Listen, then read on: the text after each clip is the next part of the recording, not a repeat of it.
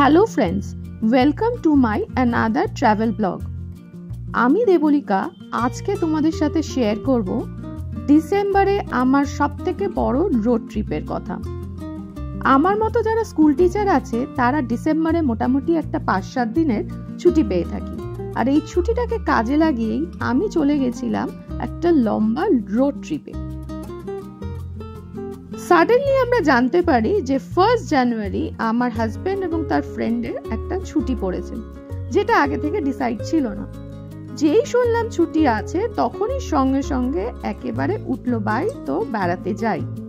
আর এই প্ল্যানটা করে ফেললাম আমরা একদম স্যাটারডে নাইটেই, আর বেরিয়ে পড়লাম ঠিক সানডে। কিন্তু তার জন্য আমাদের ট্রাভেল করতে হচ্ছিল একটু লম্বা ডিস্টেন্স। সেই স্টোরিটাই তোমাদের সাথে আজকে আমি শেয়ার করব।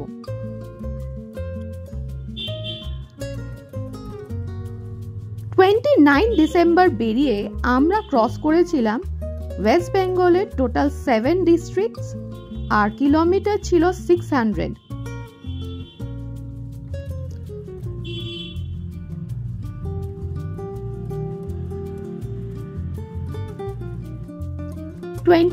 ডিসেম্বর দুপুর 2:30 নাগাদ আমরা আমাদের জার্নি স্টার্ট করলাম। এই জার্নিতে আমাদের সাথে ছিল আমাদের ফ্রেন্ডস দেবব্রত, পৌলমী আর ওদের ছেলে পৃথ্বীরাজ। আমরা প্রথমে যাব খড়গপুর পৌলমী আর পৃথ্বীরাজকে নেওয়ার জন্য।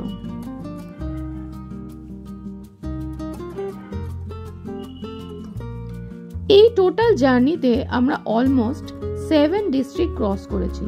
তো খড়গপুর যাওয়ার জন্য আমরা প্রথমে এখান থেকে যাব হাওড়া ক্রস করবে পূর্ব মেদিনীপুর এবং তারপর পশ্চিম মেদিনীপুরে গিয়ে আমরা খড়গপুরে এই রাতটা থাকবো।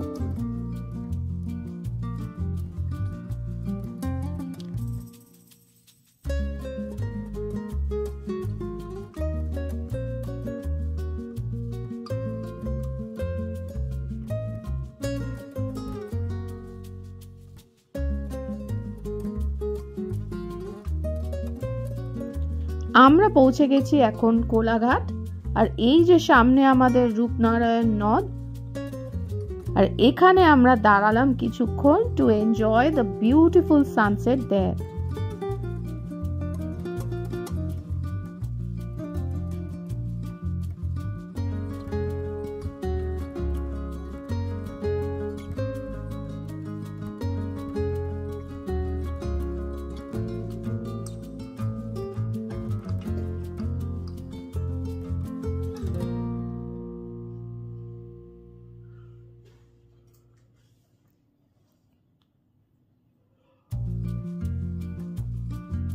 এরপর আমরা নিলাম একটা ছোট্ট tea break to energise our next journey.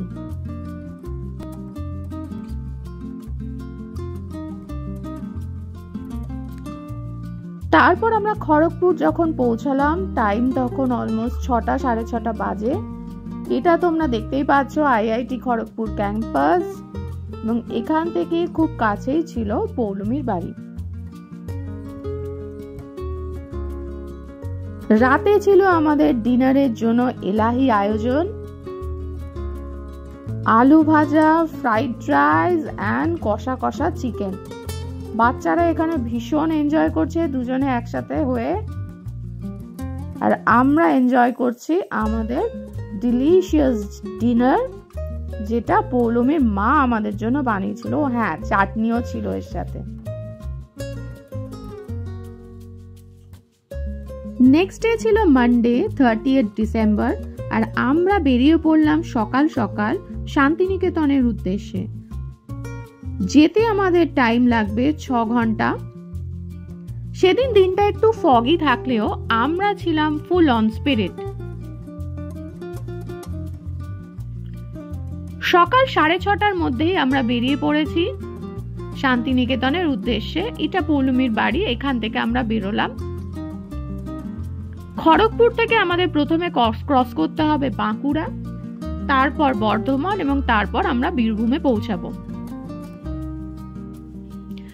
রাস্তায় পেলাম সেই বিখ্যাত শালবনির জঙ্গল। বিউটিফুল ছিল সেই ভিউটা, সকালের এত সুন্দর একটা ভিউ, আর আমি তো একদম গাড়ির ফ্রন্ট সিটে বসে ভিউটা এনজয় করতে করতে যাচ্ছিলাম। লাইট মিউজিক, এত সুন্দর রাস্তা, আর ড্রাইভার যদি হয় হাজবেন্ড তো রোমান্টিক এন্ড রোমান্টিক ওয়েদার।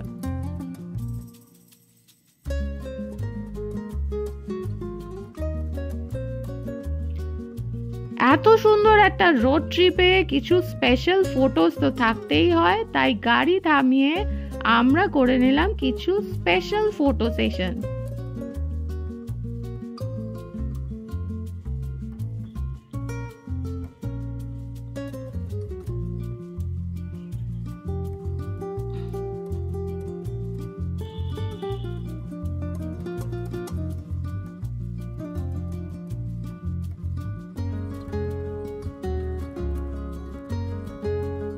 শালবনির জঙ্গল পার হতেই আমরা একটা জায়গায় দেখতে পেলাম যে সেখানে খেজুরের গুড় তৈরি হচ্ছে, আর সেই দৃশ্য দেখার চান্স যখন পেয়েছি সেটা কি আর ছাড়া যায়।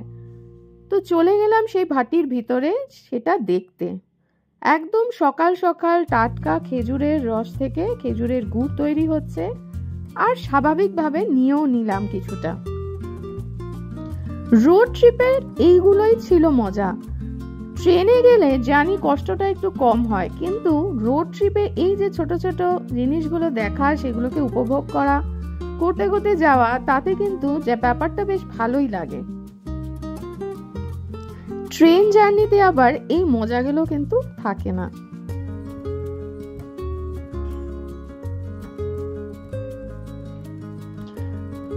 এরপর আমরা চলে যাচ্ছি পুরো বাঁকুড়ার দিকে। রাস্তা ভীষণই সুন্দর ছিল,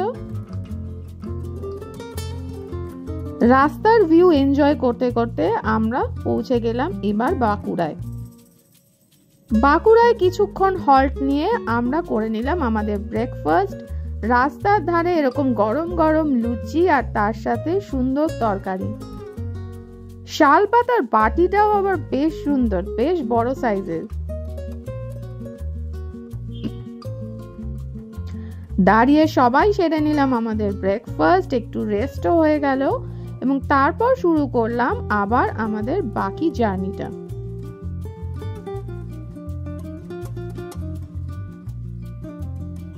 সকাল সকাল এরকম গরম গরম লুচি তরকারি দারুণ লাগছিল।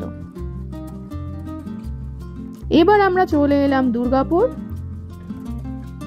মানে বর্ধমান ডিস্ট্রিক্ট।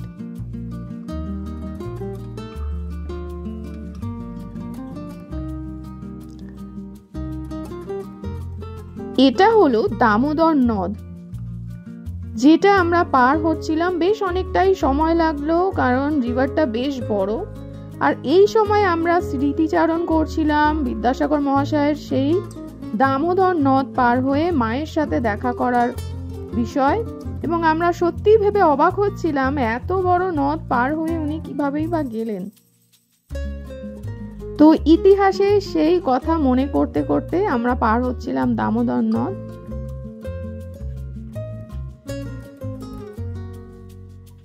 আর সকালের ভিউ সত্যি সুন্দর।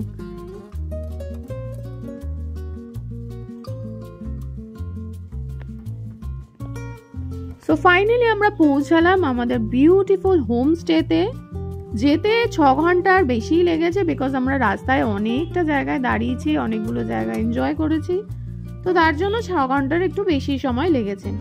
তো ফাইনালি যখন ওখানে পৌঁছালাম, আমরা তো দেখে এত ভালো লেগেছে এই হোমস্টেটা। এটা লাকিলি আমরা পেয়েছি, বিকজ আমরা এটা বুকিং করেছিলাম স্যাটারডে মর্নিংয়ে, আর গিয়ে যেটা বুঝতে পারলাম ওদের 25 জানুয়ারি অবধি বুকিং আছে, এক্সেপ্ট এই দুটো ডেট। তো কাকতালীয় বলো বা আমরা লাকি বলো, যাই বলো, আমরা ফাইনালি এটা পেয়ে গেছি for 30th and 31st of December. তো সেখানে থাকা খাওয়া সব কিছু মিলিয়ে একদম 10 out of 10। এটা ডিটেলস এবং কিভাবে কি বুকিং করবে সেটা আমি নেক্সট ভিডিওতে পুরো ডিটেলস দিয়ে দেবো। যখন আমরা পৌঁছেছি টাইম তখন প্রায় দুপুর 2:30, তো খুব খিদে পেয়ে গেছিল, চটপট আমরা খেয়ে নিলাম। লাঞ্চটা ভীষণ সুন্দর ছিল, আমরা যেরম যেরম বলেছি ওরা সেরম একদম বানিয়ে দিয়েছে, বাচ্চারাও খুব ভালোবেসে খেয়েছে। খাওয়ার পর একটু ল্যাদ খাচ্ছিলাম টেরেসে। এটা টেরেসটাও খুব সুন্দর, আমরা একদম ঘরের সাথে লাগোয়া একটা টেরেস পেয়েছি। এই ডিটেলসটা আমি নেক্সট ভিডিওতে আমি আবার শেয়ার করে দেব, পুরো হোমস্টেটার ডিটেলস অ্যান্ড ভিউজটা। বিকেলের সানসেটটা এরকমই এনজয় করতে করতে আমরা সময়টাকে কাটিয়ে দিলাম।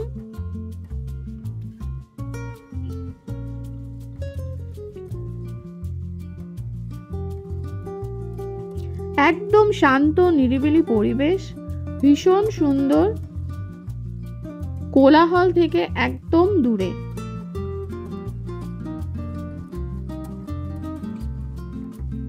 তারপর আমরা 5টার মধ্যে রেডি হয়ে বেরিয়ে পড়লাম কঙ্কালীতলার উদ্দেশ্যে।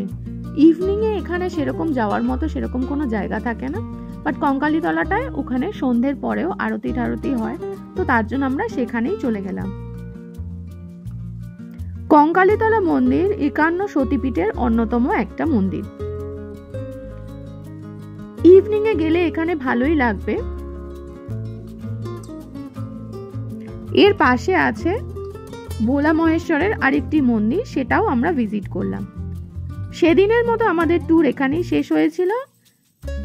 নেক্সট ভিডিওতে দেখা হচ্ছে হোমস্টে ডিটেলস নিয়ে এবং বাকি ট্যুরের গল্প নিয়ে।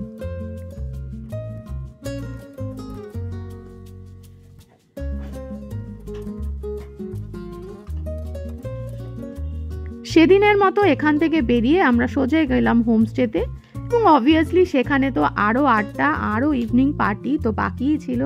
ডিসেম্বরের শেষ, তো সেই আমেজটাকেই কাজে লাগিয়ে একটা ছোট পার্টি তো হতেই হয়। খুব তাড়াতাড়ি আমি নিয়ে আসছি এই ট্যুরটার সেকেন্ড পার্টটা।